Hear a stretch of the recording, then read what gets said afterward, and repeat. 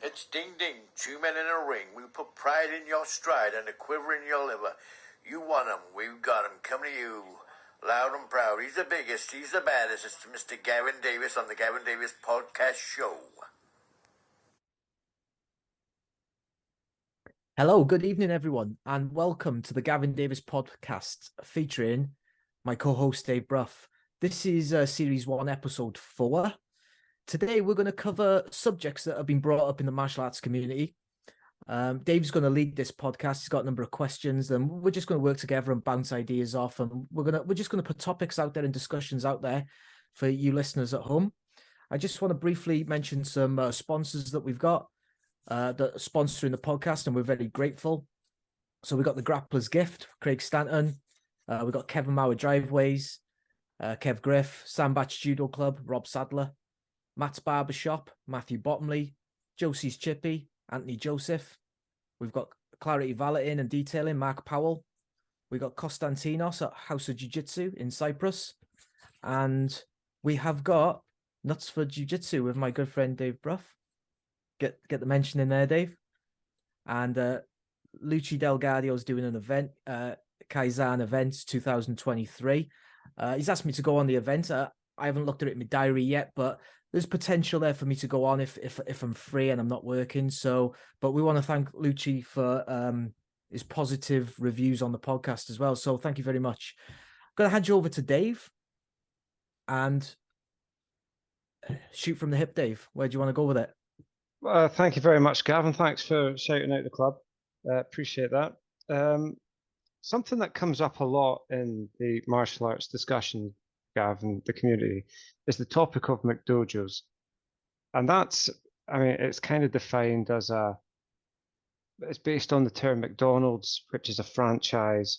And the McDojo is like a franchise type dojo where they produce belts, basically, black belt factory. And when you read online, there's a lot of people calling out McDojos or being derogatory about other clubs, whether they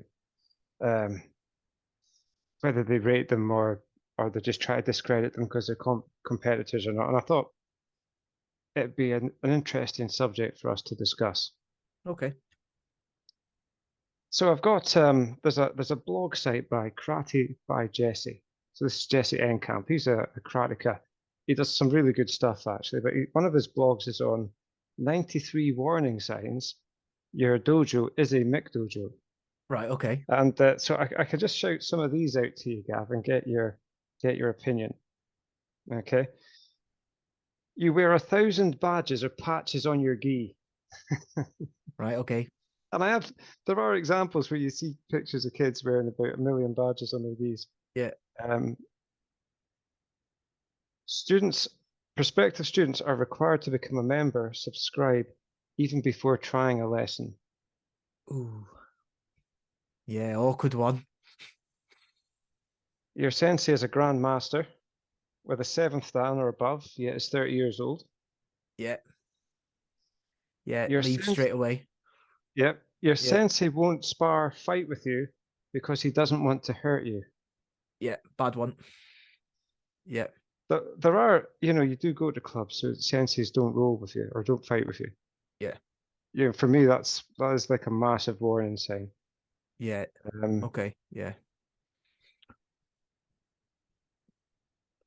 What else have you got there, Dave? I'm just scrolling down the list. Instructors wear special instructor belts rather than regular belts, reflecting their true ranking. Yeah. Your sensei studied marketing longer than karate. Right. Yeah. There are 11th, 12th, 13th dan, or even higher grades, and your sensei has one of those. Yeah, it's not good. Gradings are 15 minutes long. There are 7-year-old black belts. What else have we got here? You can grade via mail order. Can you say that one again? Via you can mail order, so postal. You can send that, Right, if that happens, that's absolutely shocking. That is like Yeah. I've never come across anything like that in my life. Like, I'll tell um, you, actually, the, so the article I sent you, the British Jiu-Jitsu Society. So mail order grades, they're not a new thing. That British Jiu-Jitsu Society, which was operational in the 1920s, yeah, they actually graded people by mail order.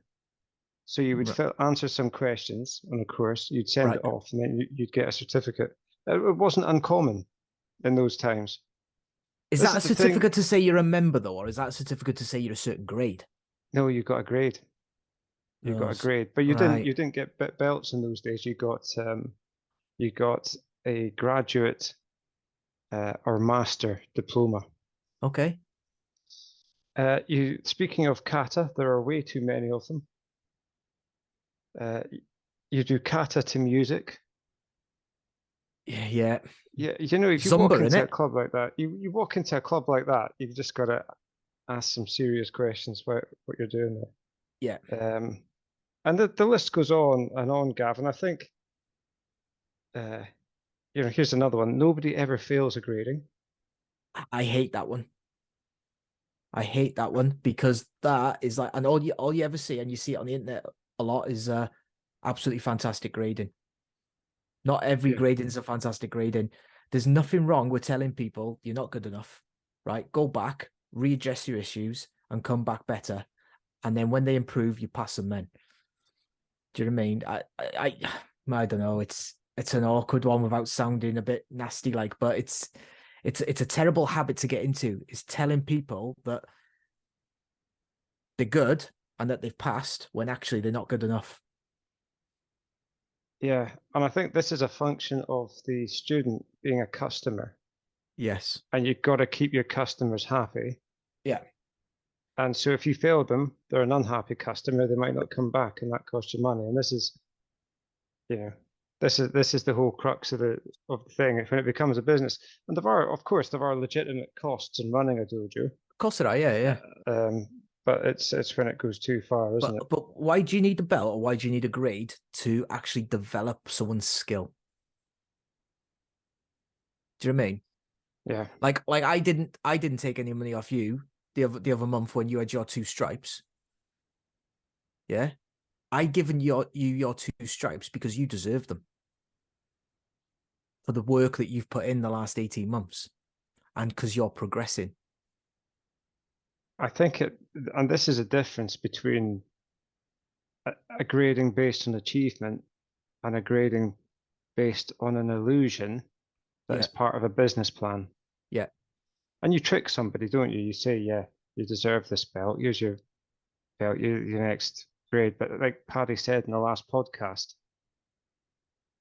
maybe you can demonstrate the techniques to a certain extent, but can you actually use them? I've seen a lot And of if you, people that can't even demonstrate the techniques, mate. Do you know yeah, what I mean? I follow that McDojo thing on Instagram and some of the stuff that's on there. And these people genuinely, there's like, I think there's a bit of mental illness going on there as well. I don't mean to sound that in a patronizing way, but they honestly believe what they're doing is legit. And that's pumped in from I wouldn't even call him a coach because as a coach, you would never lie to your students. What it is, it's a businessman trying to influence a cult. That's what it is. It's not a coach, you know what I mean? That's actually there to develop people and improve people over a period of time to get them to a level. It's actually, right, what can I get out of these financially? But can we just go back to the top one, the because and then we'll work our way through them. So the first one was the badges on the gis. yeah, Yeah. So when I was training with Wayne Morgan, he always used to say to me, if anyone walks in here with beer mats on them, we used to call them beer mats. Yeah. He said, I ain't training with them because that was like his first sign of something's not right here. You should have maybe one badge, which is your club, or someone who's sponsoring you, whatever. But when there's beer mats everywhere, it's what was the second one, Dave? well, I mean, there's a whole list here. I'm just pulling them off at random. Yeah, go on, mate. So the one we were just about to come to here Yeah. is that you're not allowed to cross train. right? So your dojo doesn't let you cross train, and that Yeah. for me is a and the one straight after it is other schools are top down. Yeah. That's That's yeah. What's happening there is that they don't want you to go somewhere else to pick up something better because they can't teach you what other schools can potentially teach you, and they don't want to feel inferior. That's what's going on there. It's a psychological thing that they want to keep control. It's like a cult. Do you know what I mean? yeah, and that's it. A lot of them are personality cults, aren't they? The Yeah, coach or the instructor yeah, creates this aura about themselves, and people who are unfortunately weak-minded enough to buy it yeah. or to be distracted by it, kind of go along with it Yeah. and fall victim to it. You are rarely taught strategy or theory. Right. Okay. Strategy and theory. So strategy, you're looking at competition strategy. A lot of McDojos probably won't do competitions because they don't want their students to lose. So I don't really know what they're referring to where they come to strategy or strategizing. But theory based, they probably won't teach that because they don't understand what they're doing. So for example, I can have a conversation with you and I could say, right, to do this technique, this is what you need to do. You need to control the hips. You need to split the guard. You need, whatever it may be. Okay, that's like part of a theory lesson. So when you teach, you have different people who have different ways of learning. You have kinesthetic learners who learn by feel. So I do a lot of that when I'm rolling. I'll close my eyes and I'm working the feel of things. Uh, so you have kinesthetic learners, you have visual learners, you have all these different types of learners that you got to cater for. I think it's also around teaching principles as well, isn't it? Principles of techniques, um,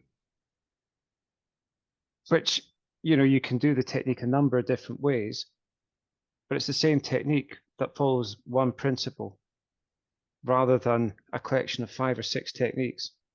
Yeah. And I think maybe some of the McDojos will teach collections of techniques that they've remembered rather than the principles underpinning a technique that you can do a number of different ways, but it's the same technique. And I think that's the kind of also falls into that theory strategy Okay. kind of situation.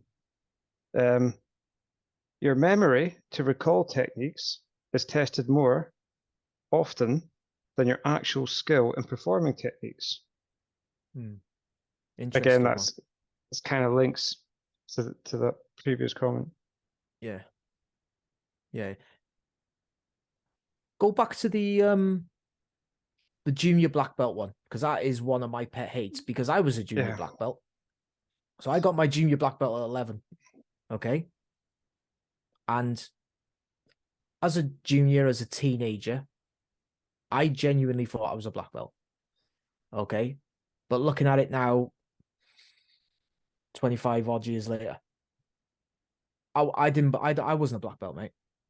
Okay. So if it was me, that's one thing that I would eradicate is junior black belts. Don't get me wrong. I'm not saying there shouldn't be something in place for juniors to work towards, but when you start giving black belts out or like grades out at that level, okay, because in a lot of traditional martial arts, and tell me if I'm wrong here, but a lot of traditional martial arts, you go from a junior black belt and then if you keep training, you just go into a senior as a black belt. Well, then you're training with adults as a black belt. So I don't think that's a great thing at all. I really don't. Yeah, I don't. It probably depends on the system whether you just progress directly to an adult Yeah, black belt. but that's what It's what yeah, I get rid of. I know in BJJ, if you get through your juvenile grades, you will start a. So we had a girl out at Hodge. She's excellent. She's really good, Victoria, and I think she was just turned 17. So I think officially on paper, you can start at 16 as a blue belt. But she was coming 17. So Constantinos, it was her time. You know, she was winning comps. She was doing really well, technically excellent as well. So she will start as an adult, a blue belt, and then still have to go through her grades. But she's not going through her grades from a money point of view. It's not like she's paying for a grading. She'll be awarded them grades as Constantinos thinks that she develops up towards her purple belt, her brown belt, and then her black belt over time. But junior black belts, I hate the fact that I was a junior black belt. I hate it. I see. I think looking at my coaching degree, I think the way a lot of McDojos operate needs. You can address it any way you want, right? But if I had children and I walked in and some of these were presented to me in the what you've just said, the format you've just said, I would personally be leaving because of the knowledge I've got in martial arts. But not every parent understands that, and a lot of parents quite like their kids to be an 11-year-old third dan. They you'll see them put it on Facebook. Oh, my child's just got his third dan. He's 12 years of age, and you know what I mean. I just scroll past it. Yeah, I mean, that's yeah. I think there is a distinction, though. I mean, the grading system in BJJ is quite different from a lot of the traditional martial arts like karate or judo or traditional jiu-jitsu or taekwondo, where the structure is you can progress.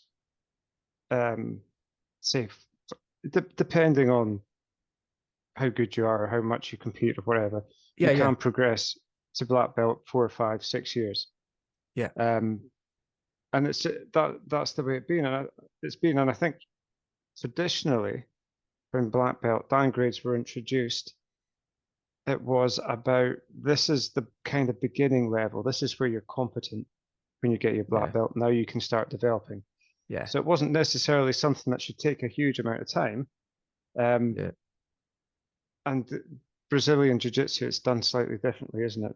You know, you're talking about purple belt was your belt, wasn't it? When you know, that's when you then start to develop. So maybe they don't equate the same way. See, I'm pretty sure, tell me if I'm wrong, because you're a bit better with your Japanese than I am, but I think Shodan means first step. So that's like telling you you're still at the beginning of your journey. So on paper, the principles of it are correct. However, what's wrong with being at the beginning of your journey as a yellow belt or an orange belt and develop into a black belt over a period of time through your competition days? Because when I look back on my degree, Dave, and this is something that I always found quite interesting, and I know a lot of schools don't follow this, and it's something I think that's very important. So when I did my sports coaching degree, we talked about grassroots. Then we talked about competition phase, which is your development phase.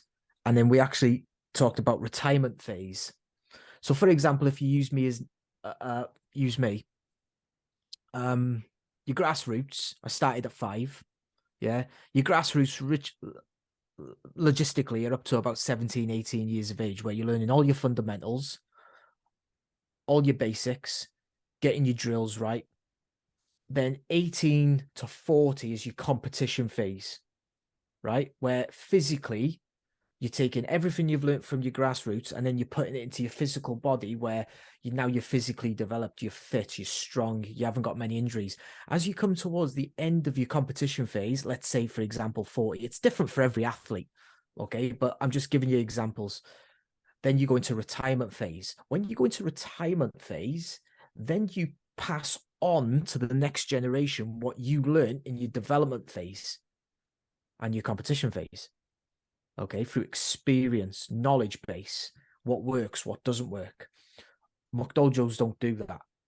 Okay, so what happens is that you'll go, let's say you start at 5 like I did. You'll go through your grassroots, which is a lot of them syllabus based. All right. Then there's no competition phase because very few of them do competitions. And then the next thing, you're 16, you've never competed because you haven't reached that maturity for competition yet. And then your sensei, your instructor, or your rensei, whatever they want to be known as, wants you to teach from. So now you're teaching something that realistically you haven't even developed yourself. You haven't developed your own game because you haven't even gone through a competition phase. So that's where things start disevolving. And then what happens is that it becomes the next generation do the exact same thing, and the next generation do the exact same thing. And then before long, over 20, 30 years, you've got a watered down art. Whereas with Brazilian Jiu-Jitsu, okay, I find it's very, let's say there's 100 people in the gym, right? Training, white belt to black belt. If you get to a black belt in Brazilian Jiu-Jitsu and you've never done a competition, right? I think that's fairly rare. I'd love to see the stats on that. We'll have to try and pull that up for a later podcast, Dave. But I know one lad who's got a black belt in BJJ who's never competed, but he competed in MMA. Apart from that, I can't think of anyone off the top of my head who's gone through the grades. So what I would say is out of 100 people, I would say 99 of them 100 would at some stage do a competition. And then even as a white belt, a blue belt, and then they'll do a few more competitions as they develop through the grades. A lot of McDojos won't do that. So then by the time you get to a black belt in BJJ, even if you're not, like, we've just had Paddy on. Paddy's had hundreds of competitions, right? Even if you're not doing as many competitions as what Paddy's doing, or as what I've done or other people have done, even if you've just done 5 or 6, you can pass back the experience you've had in your 5 or 6 comps, even though competing wasn't for you. Do you know what I mean? And it still doesn't mean that you're not a great coach. But I think them 3 phases that I've discussed, so your grassroots, your competition, your development phase, and your retirement phase, there's a lot of them that don't do the competition phase. So you're going into a coaching role too early. And I think it's bad. Yeah. So just going back to one of the points you raised about the kids and the young black belts. I mean, there's a lot of, other than defending yourself or learning to defend yourself, people get a lot from going to martial arts clubs, kids especially. They do, yeah. And they get confidence from going through the grades that builds them up. Yeah. And obviously it's a good thing for kids to do, and parents want their kids to go to a club and be occupied in that way and develop physically. Yeah. So retaining kids in sport, it's obviously something that's very, very important. I guess some clubs will use belts to do it. I guess it's important that it's just done in a responsible way, so kids aren't walking about with belts thinking they can do stuff. Yeah. Or are capable of going into situations that they can't handle, kind of thing. But I think it's a difficult problem, isn't it? Because you want kids to engage with positive activities, and martial arts is definitely one of those. Yeah, I just don't think that we need to be, as martial artists, I just don't think we need to be handing kids black belts. Okay, I'll give you an example, right? I'm 11. I get my black belt. I think I know everything at 11. Train once, twice a week. I go out for a pint at 18. Okay, something kicks off. Is what I've learned in the dojo going to assist me in that environment? I don't think it is. I think you need to pressure test your stuff. I think you need to look as an adult training as a white belt. It doesn't really matter what belt you are, but as an adult, you need to be in the dojo and you need to be working on stuff that works in that environment. Now, I know that we're talking specifically here about martial artists, and not all martial artists are great street fighters. However, we call a lot of martial arts the ultimate self-defense, don't we? And how many people can't defend themselves in a scenario where they need to defend themselves? And I think just coming back to your competition phase, I think this is where the value of competition is, because it does pressure test your techniques. Yeah.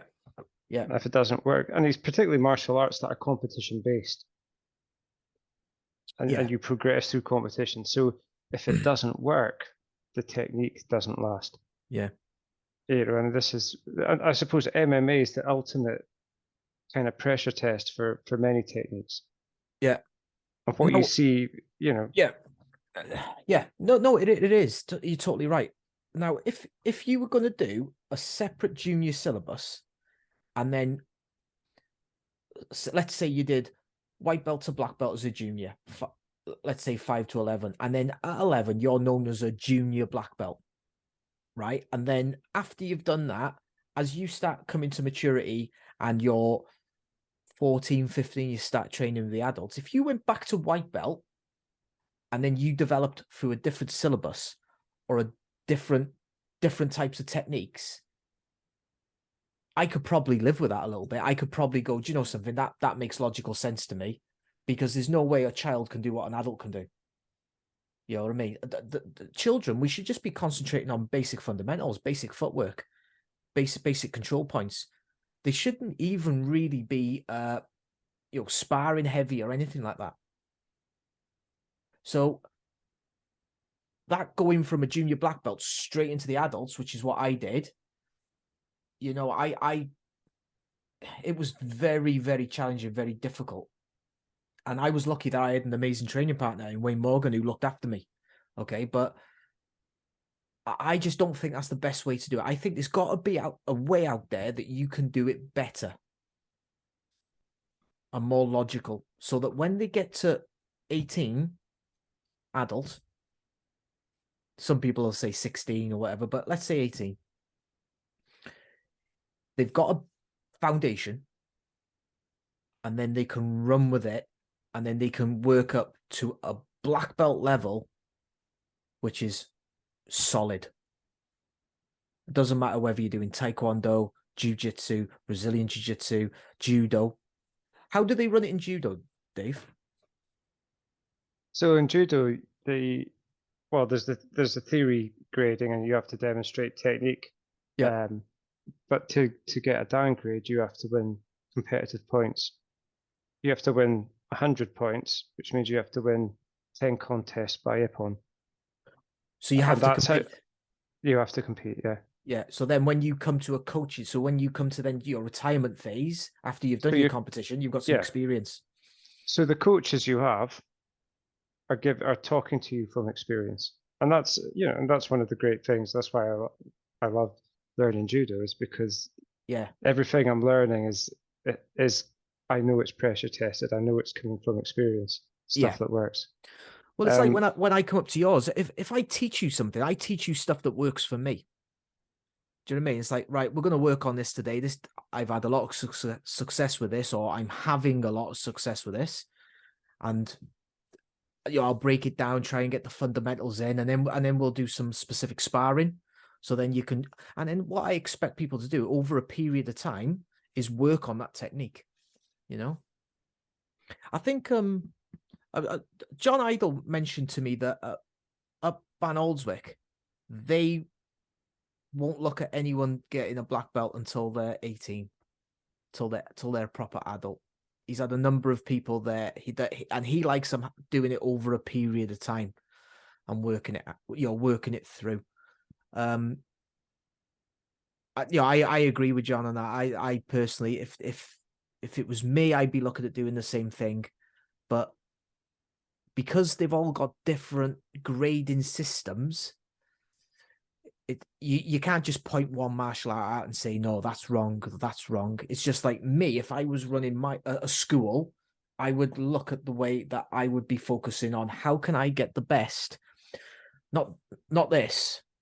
Okay, it's how can I get these kids to the best level possible, and how can I get these into an adult environment, a senior environment, where they're still developing and they're going to be the next generation taking it forward.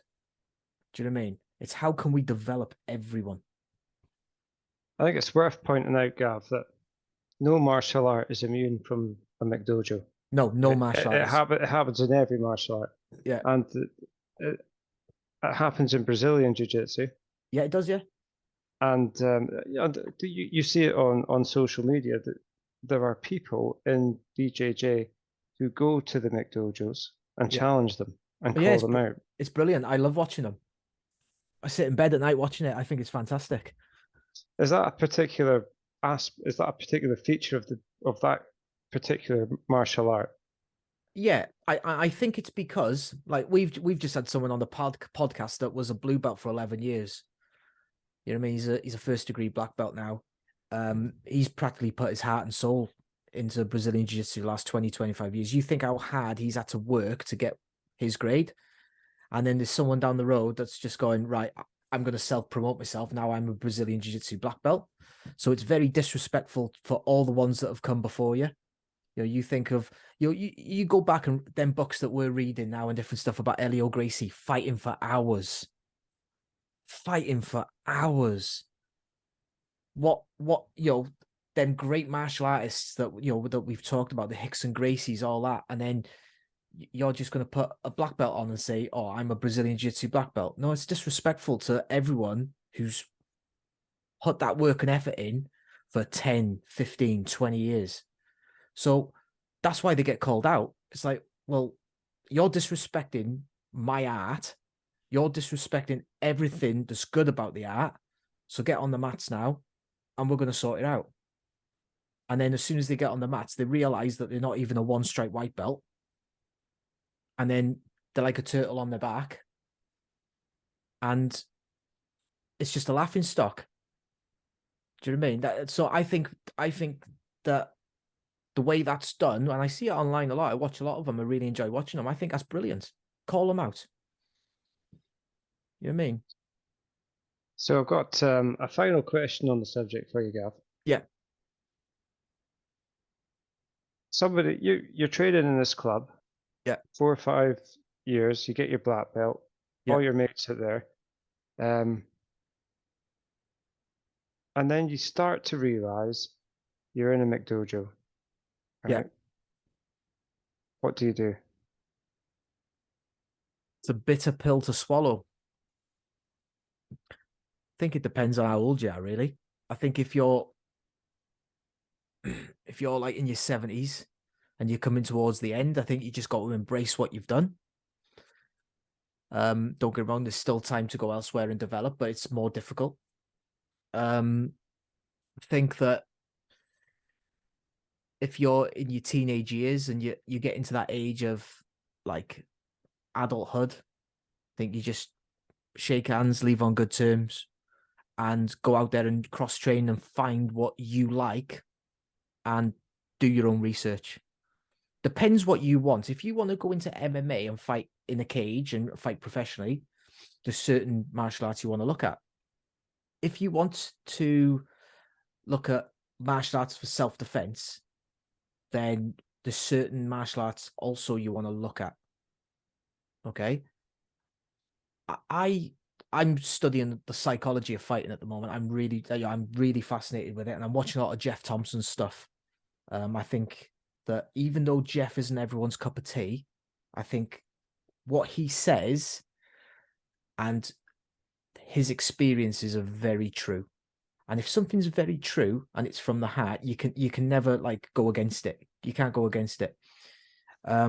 So I think there's a lot of martial arts out there, and Brazilian. I'm not going to like, obviously I'm a brown belt in Brazilian Jiu-Jitsu. I'm not going to sit here and say Brazilian Jiu-Jitsu from a self-defense point of view is the best martial art in the world, because I don't believe it is. So when I was training with Daryl a lot, Daryl will sit and pull a guard. He will just sit down and start trying to attack a leg lock. And I used to say to him years ago, I said, don't ever get in the habit of doing that, because in the street, I'll run up and I'll boot you in the head. That's what will happen on the street. So from a self-defense point of view, don't get me wrong, if you get someone down and then you're working something on the floor, it's great. However, would you pull a guard in a street fight on concrete? I personally wouldn't. Okay, so that's where your boxing comes in. Yeah. That's where your posture and being, like a cobra. What does a cobra do before it kicks off? They make themselves big. They flex their hood. Okay, so your posture, your eye contact, your verbal disagreement. So you got to change your voice. You got to change your tone. All these things that a lot of schools don't teach, because they teach a syllabus-based art, which is fine. But from a self-defense point of view, is it the best thing when you're outside the chippy at 2 o'clock in the morning with your wife, waiting for your chips and curry, and someone's had 10 pints and it's going to kick off? Best thing to do is get in the taxi early doors, identify it early, get in the taxi and go home. Create distance. That's the first thing you need to do. However, it's not always possible. But going back to the BJJ thing, you're not going to pull a guard. Yeah. Okay. I think you just have to understand the limitations of the system you're using, don't you? Yes. And where you're at with it.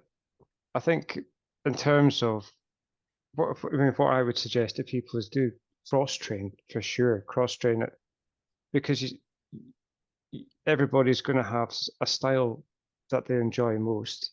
Yeah. And by comparing different clubs that you can train at, you can work out, actually, this is a lot more legit than this one, or this is a better environment for me to develop. Yeah. And I think the instructor is also important. You Yeah. can work out if the coach is decent. And some of the points we raised there, if you turn up and the coach never spars with you, Yeah. or never rolls with you, Yeah. well, you can question, maybe, have they got the credentials to be teaching you? Yeah. Yeah. I'm going to tell you a story, right? And it's one that I really enjoy telling, because it's, thinking about the psychology of fighting. And me and Jackie were on holiday. It must be 10 years ago. And we were in the bar down in the apartment, and there was a couple of women there from Newcastle, and they were a bit teed off of me in the afternoon because I'd had the remote for the telly by the pool and I changed the channel. I didn't think it was their telly, it was the hotel's telly, but they weren't happy. So we were talking to this elderly couple by the bar, and she comes down, this woman, with her mate, and she starts having a go at Jackie. Right? Now, if Jackie would have just put her head down and just gone like that, she'd have kept going. And Jackie just turned around and she just said, "Have you got a problem with me?" And she stared straight through her. Right? And I'm sitting there and I'm thinking, well, if this woman goes yes, she can't back down. Now she got to go. Right? That means that I'm going to have to grab hold of the other one, because I can't have two of them hitting my wife. Yeah? Because of the way Jackie interacted with her, this woman just went, "No, I haven't," put her head down and walked out. They both left the hotel, went out for their night out. And it was because of the presence that Jackie put out there. And practically eye contact, good verbals. Practically, she told her, "I'm not scared of you. Have you got a problem with me?" And the girl said, "No." And off she went. So just by having that confidence and that ability to not take any rubbish off anyone. Now, don't get me wrong. If that woman would have come back and said, "Yeah, I have got a problem," it's only going to go one way, then you're committed. But it's fight or flight, isn't it? And 90% of people, because I've seen lads, a mate of mine, Wayne Gibbons, I remember being about 17, and we were having a few drinks, and it was kicking off in the pub, and he's been in a lot of arguments and street fights, and he screamed the pub down. And I mean screamed. This is before a punch has even been thrown. Now it's just about to go. Anyway, the lad who was causing all the problems was like, "That's it. I don't want none of that." So when Jeff Thompson does his stuff on YouTube, that having the psychology aspect in a self-defense environment in the street is massive. Being streetwise and being switched on to environments. Yeah. It's something a lot of dojos will never talk about. I kind of feel it should be one of the, well, when you of a certain level of maturity and you're Yeah. interested in self-defense, irrespective of the martial art, Yes. the psychology doesn't change, does it? The psychology of self-defense is going to be the same whatever you're practicing. It's something that, Yeah. you know, Yeah. it should be part of martial arts training. Yeah. I think it's a massive component which is missed. It's missed. And it's missed in, like, we don't cover it in BJJ because we're doing a sport in art. It's more seen as a sport now than a self-defense, probably. Don't get me wrong, if you're one-on-one with someone and you're rolling around on the floor and you're a white belt and I'm a black belt, you're going to learn very quickly that that's not a good idea to do. However, I don't want to be on the floor unless I have to, in case his mate comes running over and kicks me in the head. Do you know what I mean?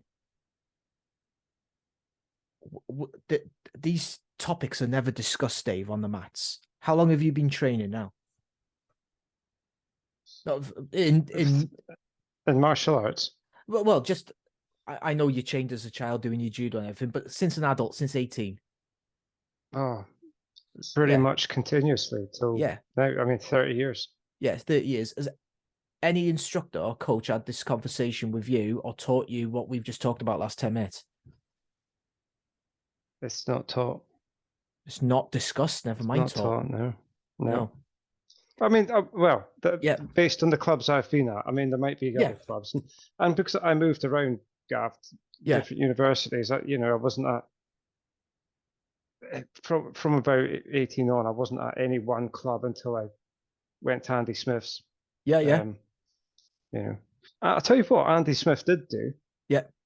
Or does do. He has these animal days. Right. And this is where he'll get a few guys and you just glove up and you say, right, go and attack him. Yeah.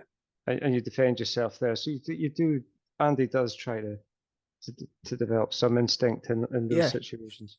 And that's good. I see, if you go on YouTube, and I know a lot of people slate Steven Seagal and some of his films. I loved a lot of his films. I grew up watching them. I thought they were brilliant.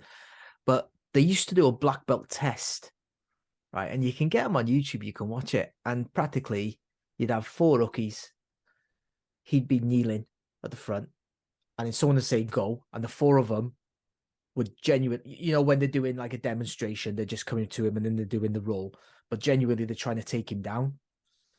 And that was part of their black belt test. I don't know if that's something they still do in Aikido or something that's been lost, but I think that's hard and that's good to do.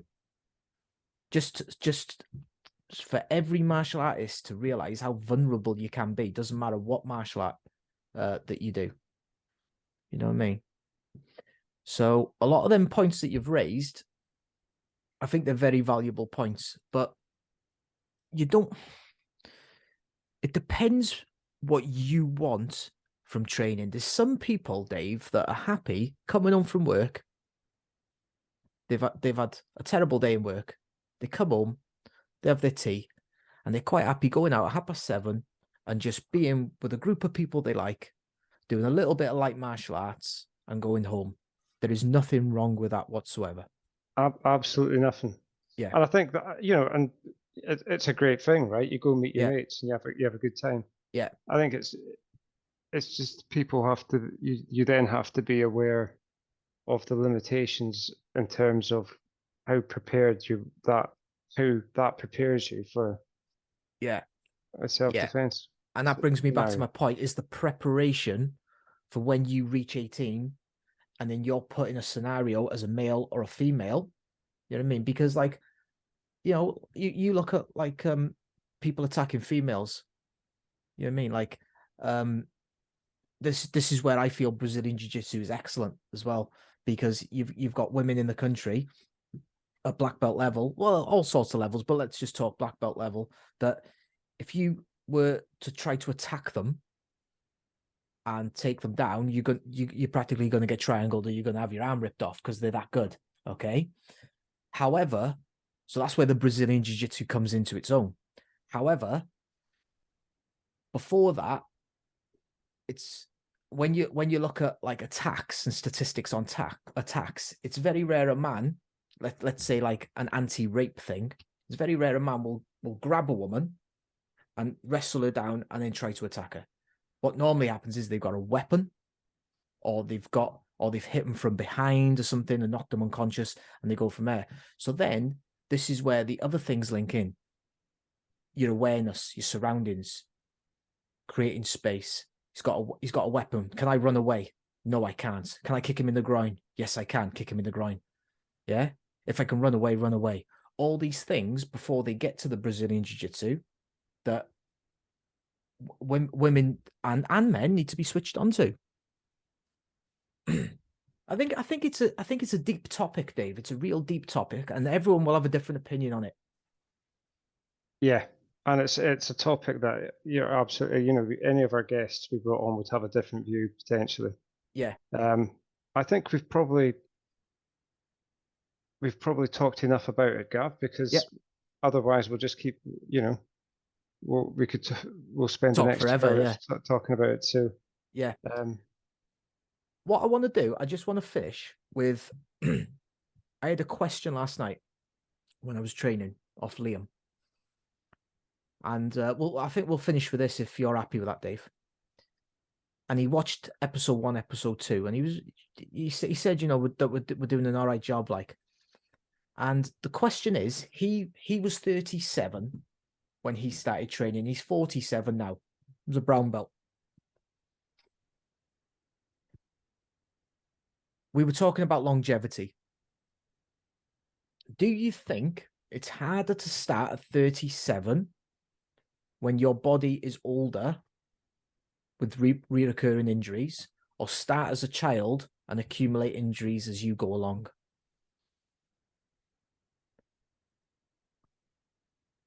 I think it depends. Go on, mate. Sorry, go on. I think it depends what your first 37 years of life have been like. Because if you've been doing a lot of high impact sport or work, starting at 37 can be difficult if you don't have the flexibility, conditioning to do it. But if you want to be, if you want to be very, very good and competitive, you have to start as a very young person, right? Yeah. Because you've got to be hitting your peak when you're in your 20s, more or less, or late teens, 20s. It's when you're going to be most athletic and most capable of meeting the demands of professional sport. So yeah, people have different opinions on that as well, and I'd love to see if some stats, but I feel that because I started doing martial arts as a kid, I feel that my body's used to going out every night of the week doing it. So I personally, I've got injuries and I've picked up injuries, but I'd say overall, because I've always done it, my body's kind of used to it. Whereas starting at 37, I think that's difficult to do. Okay, when you've never done anything. He's got problems with his shoulders, his rotator cuffs, and he's got problems with his flexibility. But it was the question that he put out to me last night. And I said, to be honest with you, I said, I'll ask Dave that and we'll get it on, because I think it's a good question. I think it's, like you said, it's what you've done previously and how you train going forward from 37. I think it can also be, and one of the things that Paddy brought up, if somebody turns up and they've done something else, or they've trained at a different club, and then you have to train out all the bad habits. Well, if you start training something new at 37, and you've done something different before that, that can be a challenge. It can be a challenge unwiring all the bad habits you've developed over this period of time, particularly if, for example, you've been teaching a lot, right? And nobody's been coaching you, you develop a lot of bad habits. And so depending on who you are and what stage you're at, but if you start something new at 37,